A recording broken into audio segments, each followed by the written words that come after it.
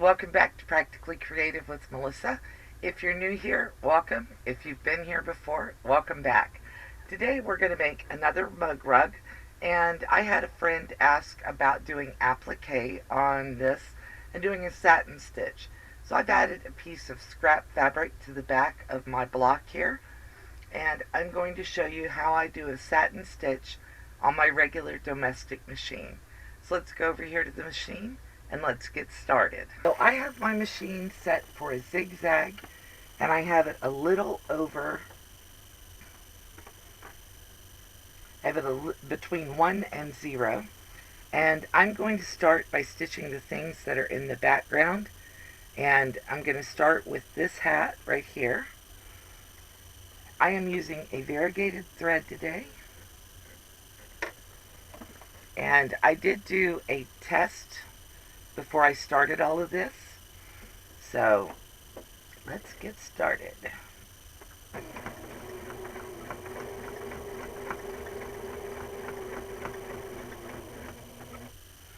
Now, I'm not going to stitch over the feather because I'll do that whenever I come back to do the finish. But I am just going to start right past it.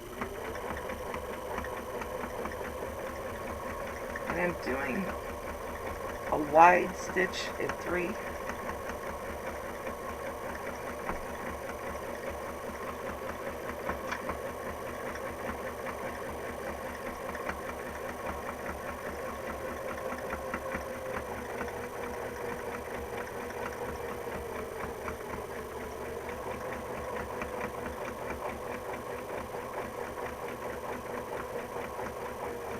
If I didn't have a stabilizer under here,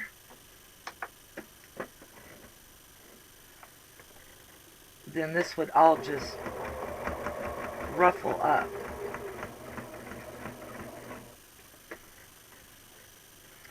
And what I'm doing is whenever I stop sewing, I let the needle stop on the outside if I'm going to turn that way,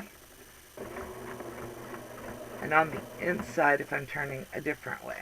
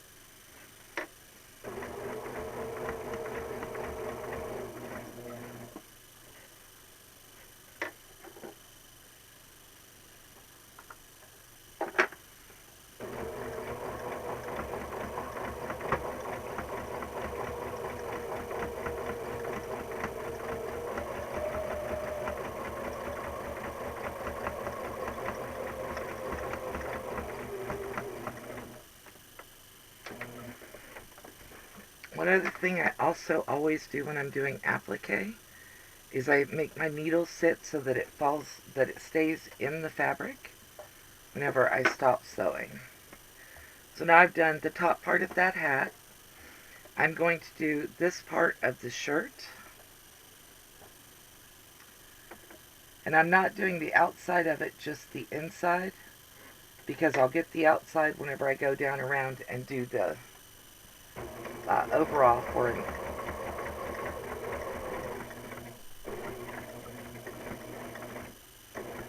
A clear foot is really helpful for this. I don't happen to have one.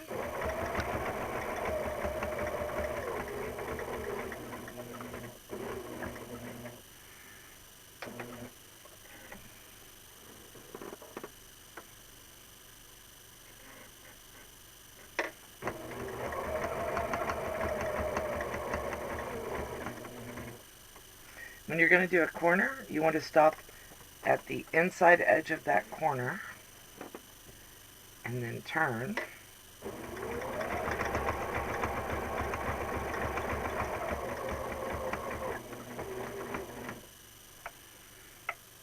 Okay.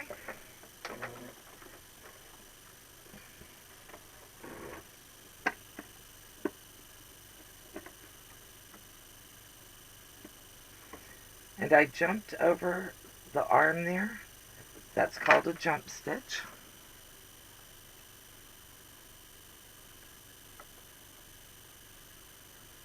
So I'm cutting those.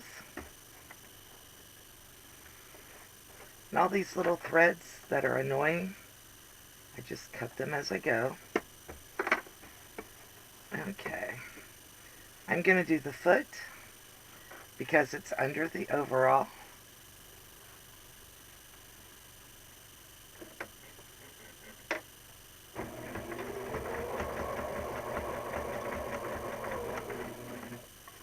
Come down to the front edge of the foot and start turning.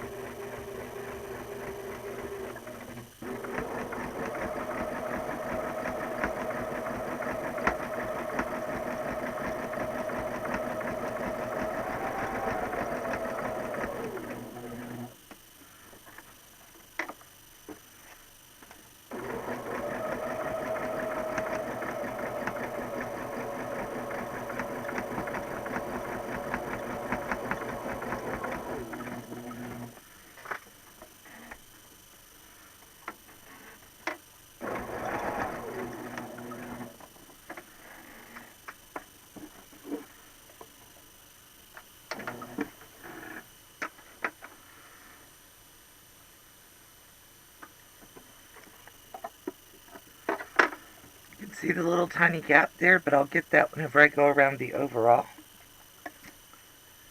which is the next item that I'm going to do. So I'm going to start up here,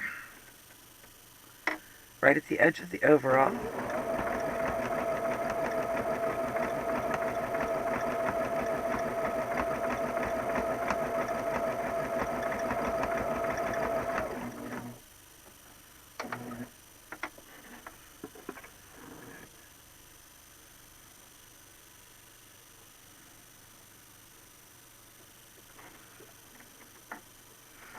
I'm lining it up right at the edge of that hand.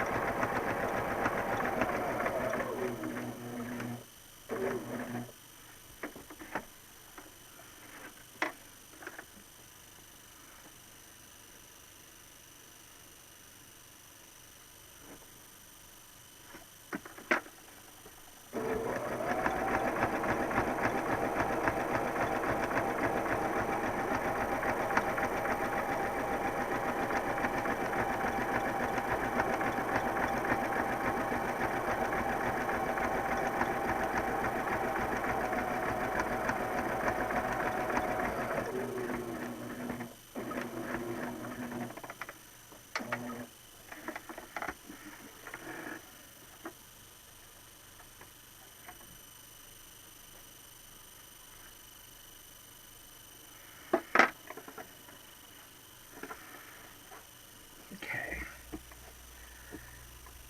And then I'm going to do the bottom hand and then the top hand.